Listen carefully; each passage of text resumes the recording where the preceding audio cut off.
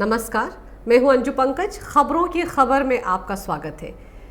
किस तरह से हिंदुओं के खिलाफ देश में साजिश हो रही है, किस तरह मुस्लिम एक्टिविस्ट विक्टिम कार्ड खेलकर हिंदुओं को बदनाम करने में जुटे हुए हैं, उसका एक ताज़ा तरीन मामला सामने आया है चेन्नई में। हालांकि मैं आपको ये भी बता दूं कि ये सेकुलर और लिबरल जमात कभी रोहिंग्या की तस्वीर भारत की बताकर झूठ बोलते हैं, तो कभी फेक ट्वीट लिखकर अपना एजेंडा चलाते हैं, तो कभी इस्लामोफोबिया की झूठी कहानियां विदेशी अखबारों में छपवाते हैं, तो कभी आतंकवादियों को घाटी का बेचारा युवक बताकर अपना फेक प्रोपेगेंडा चलाते हैं। मुसलमान शब्द से तो इन्हें सेकुलरिज्म की भावना टपकती नजर आती है, लेकिन हिंदू लोग, हिंदू शब्द बोलने वाले और इस्तेमाल करने वाले इन्हें सांप्रदायिक नजर आते हैं। दरअसल मुसलमानों के नाम पर फेक प्रोपेगेंडा चलाने वालों की इस देश में एक लंबी चौड़ी जमात है जो दीमक की तरह इस देश को खाए जा रही है। ये जमात अक्सर इसी दौड़ धूप में लगी रहती है कि कब, कहां, किस तरह से देश के माहौल को बिगाड़ा जाए। देश का माहौल मुसलमानों के खिलाफ है, उनके प्रति हिंदुओं में घृणा और नफरत बढ़ रही है। कैसे इस एजेंडे को जिंदा रखा जाए? इस्लामोफोबिया ये जुमला भी इसी जमात का पैदा किया हुआ है। अपने इस देश विरोधी एजेंडे को सुर्खियों में बनाए रखने के लिए ये जमात हर रोज एक नया शगुफा छेड़ देती है। ताज़ा मामला तो इस कदर परेशान करने वाला है कि आप सब लोग हैरान रह जाएंगे। हाल ही में सोशल मीडिया पर एक तस्वीर काफ़ी वायरल हुई थी, जिसमें बेकरी में मिलने वाले सामान के साथ एक तरफ ये लिखा गया था कि इस बेकरी में कोई भी मुसलमान काम नहीं करता है। याद आया आपको? चलिए मैं दिखाती हूँ आपको वो वाला ट्वीट जिसके साथ ये फोटो शेयर की गई थी। ये तस्वीर जरा गौर से देखिए, जिसे ट्वीट किया था रिजवान निजामी नाम के एक शख्स ने। साथ ही लिखा था, Jain bakeries no Muslim staff welcome to a new normal. और जो तस्वीर साथ में ट्वीट की गई थी उस पर बाईं तरफ लिखा हुआ था, made by Jains no Muslim staff. जैसे ही ये ट्वीट आया, बस सारी लिबरल और सेकुलर बिरादरी तो लगी छाती पीटने। देखते ही देखते ये ट्वीट और तस्वीर दोनों वायरल हो गए। हर तरफ यही राग अलापा जाने लगा कि ये तो इस्लामोफोबिया ही है। खैर, किसी ने ये जांचने परखने की कोशिश नहीं की कि दिल्ली हाई कोर्ट में प्रैक्टिस करने वाले रिजवान निजामी की ट्वीट की गई इस तस्वीर की आखिर सच्चाई क्या है। दरअसल ये मामला चेन्नई के टी नगर की जैन बेकर्स एंड कन्फेक्शनरी से जुड़ा हुआ था। ये तस्वीर भी उस बेकरी की ही थी। असलियत जाने बिना इस ट्वीट ने ऐसा हंगामा खड़ा कर दिया कि चेन्नई पुलिस को इस बेकरी के मालिक प्रशांत को धार्मिक भेदभाव के आरोप में गिरफ्तार करना पड़ गया। इस तस्वीर ने, इस फेक फोटो ने पल भर में मुस्लिम विरोध का ऐसा माहौल क्रिएट कर दिया कि चेन्नई पुलिस ने बिना तहकीकात के प्रशांत के खिलाफ धार्मिक भेदभाव वाला विज्ञापन छपवाने को लेकर आईपीसी की धारा 153, 153A, 505 और 295A के तहत मामला तक दर्ज कर लिया। अब आपको ये जानकर हैरानी होगी कि जिस तस्वीर को दिल्ली के इस वकील रिजवान निजामी ने ट्वीट किया था, वो फोटो दरअसल फोटोशॉप की गई थी।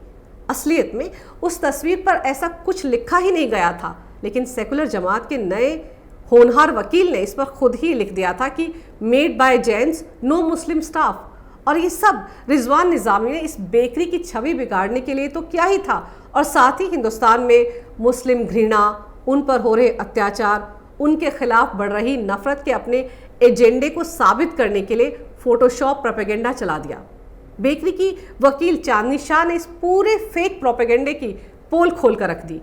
पहले आप खुद देखें वो तस्वीर जो बेकरी ने अपने ग्राहकों के लिए तैयार की थी। ये फोटो दरअसल एक मेन्यू है जो बेकरी ने खासतौर से ग्राहकों के लिए तैयार किया था, ये बताने के लिए कि क्या क्या सामान बेकरी में है और कैसे और कौन इसे तैयार करता है। इस मकसद से इस तस्वीर को ग्राहकों को व्हाट्सएप पर भेजा गया था। इस तस्वीर को शेयर करते हुए बेकरी की वकील चांदनी शाह ने ट्वीट किया, the Jain bakery workers clearly stated that the image was sent on WhatsApp because of constant queries of people asking whether the food is prepared by any special community. But Rizwan Nizami circulated this photoshopped image defaming the bakery. I have filed a complaint for this atrocity. यानी चांदनी ने अपने tweet में लिखा कि bakery के कर्मचारियों ने स्पष्ट कहा है कि ये तस्वीर व्हाट्सएप पर इसलिए भेजी गई थी क्योंकि कुछ लोग लगातार उनसे पूछताछ कर रहे थे कि उनकी बेकरी में खाना कहीं स्पेशल कम्युनिटी वाले तो नहीं बनाते। मगर रिजवान निजामी ने फोटोशॉप तस्वीर को फैलाया ताकि बेकरी को बदनाम कर सके और उसके खिलाफ इस उदंडता के लिए एफआईआर भी दर्ज कर ली गई है। साफ है कि वास्तविकता में बेकरी का असल विज्ञापन कुछ और था, लेकिन उसके साथ खिलवाड़ कर दूसरी तस्वीर बनाकर इसे सर्कुलेट किया गया। अब तो रिजवान के खिलाफ भी एफआईआर दर्ज कर ली गई है। लेकिन हाल के दिनों में जब से कोरोना फैला है, इस तरह के वीडियो और तस्वीरें सोशल मीडिया पर वायरल हुए हैं जिनमें कोई मुसलमान थूक लगाकर फलों में को बेच रहा है, कोई ब्रेड को चाट रहा है, कोई नोट चाट रहा है। जाहिर है जब हर कोई कोरोना से डरा हुआ है तो जब वो इस तरह की तस्वीरें और वीडियो देखेगा तो किसी भी दुकान या बेकरी से या फिर सब्जी और फल के ठेले वालों से इस तरह के सवाल जवाब तो करेगा ही। कोई आंखों देखा जहर तो नहीं खाएगा ना। किसी भी ग्राहक को ये पूछने का अधिकार है और अगर उस ग्राहक के शक शुबह को दूर करने के लिए दुकानदार अपने ग्राहकों को इस तरह की जानकारी मुहैया करवा रहा है तो इसमें बुरा क्या है? किसी को इस बात पर एतराज भी क्यों हो?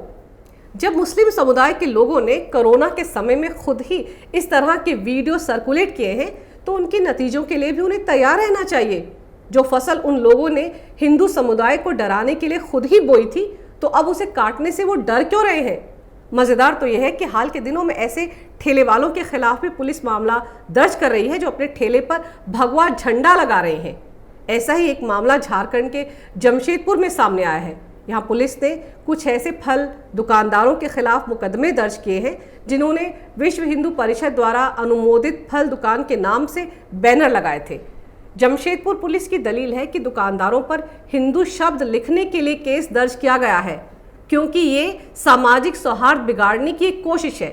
इसी तरह बिहार के नालंदा में भी सब्जियों की दुकान पर भगवा झंडा लगाने को लेकर बजरंग दल के कार्यकर्ताओं के खिलाफ केस दर्ज किया गया था। कभी आपने अपने आसपास के मुजफ्फरनगर की बिरयानी से लेकर जितने भी मुस्लिम ढाबे या होटल हैं उन्हें ध्यान से देखा है? इन पर खुलेआम मुस्लिम होटल, हलाल मीट शॉप लिखा रहता है, लेकिन हिंदू लोग हिंदू शब्द का इस्तेमाल अपनी दुकान पर नहीं कर सकते। वो इस लफ्ज़ को अपनी दुकान के बैनर पर नहीं लिख सकते। इतना ही नहीं, मुस्लिम लोगों की सबसे आपत्तिजनक शर्तों में से एक ये भी है कि हलाल मांस के काम में काफिरों यानी गैर मुस्लिम और हिंदुओं को नौकरी नहीं दी जाती, यानी कि ये काम सिर्फ मुस्लिम ही कर सकते हैं। अब सवाल ये उठता है कि जब हलाल के काम में गैर मुसलमानों को नौकरी नहीं दी जा सकती तो अगर ग्राहकों के पूछने पर जैन बेकरी ने ये लिख ही दिया कि यहाँ पर सिर्फ जैन लोग ही ऑर्डर तैयार करते हैं तो इसमें गलत क्या है? समस्या सिर्फ हिंदू शब्द से ही है। हैरानी की बात तो यह है कि मुसलमान शब्द तो सेकुलर है लेकिन हिंदू सांप्रदायिक है। दरअसल पाकिस्तान पूरी दुनिया में ये अफवाह फैलाने में जुटा हुआ है कि हिंदुस्तान में माइनॉरिटीज़ की स्थिति ठीक नहीं है और हमारे देश के सेकुलर और लिबरल जमात के लोग उसके इस एजेंडे को आगे बढ़ाने के लिए उसका पूरा साथ दे रहे हैं। कैपिटल टीवी में हमने पहले भी ये खुलासा किया था कि किस तरह पाकिस्तान की संसदीय कमेटी की एक रिपोर्ट में साफ साफ कहा गया था कि पाकिस्तान की आईएसआई हिंदुस्तान में विपक्षी पार्टियों, एनजीओ, पत्रकारों और बुद्धिजीवियों को हायर करके भारत की छवि बिगाड़ रहा है। लेकिन ये लोग तो बड़े ही बेवकूफ़ निकले इस बार। ठीक से प्रोपेगेंडा करना भी नहीं आता इन्हें।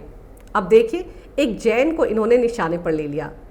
इन्हें ये भी शायद पता नहीं होगा कि जैन भी हिंदुस्तान में एक माइनॉरिटी है और जिस तरह से मुसलमानों को अपनी दुकान पर हलाल लिखने का जन्मजात हक है, उसी तरह जैन समुदाय को भी ये हक है कि वो अपने हिसाब से खाने पीने का सामान बेच सके, खा सके और उसका प्रचार कर सके। ये तो वोट बैंक की राजनीति ने कुछ लोगों को अंधा बना दिया है, वरना देश अगर वाकई सेकुलर होता तो इस तरह के ना तो सवाल उठते और ना ही विवाद पैदा होते। लेकिन जो लोग पाकिस्तान के पैसे से अपनी गृहस्थी चला रहे हैं, उनसे और क्या उम्मीद की जा सकती है? एक ने बेवकूफ़ी की, फोटोशॉप पिक्चर लगाकर अधर्म किया और ताली बजाने वाले लुटेन गैंग ने इसे प्रसारित कर दिया। लेकिन अफसोस तो देश की पुलिस, प्रशासन और सत्ता में बैठे लोगों के व्यवहार से है, जो हर चौराहे पर एक खास समुदाय से पिट भी रहे हैं और उन्हें बचा भी रहे हैं। और इससे भी ज़्यादा अफसोस तब होता है जब कोई बेगुनाह सलाखों के पीछे भेज दिया जाता है क्योंकि वो एक हिंदू है। अगर आपको मेरा ये वीडियो अच्छा लगे तो कृपया इसे लाइक करें, शेयर करें और हमारे चैनल को सब्सक्राइब करना ना भूलें। देखते रहिए कैपिटल टीवी।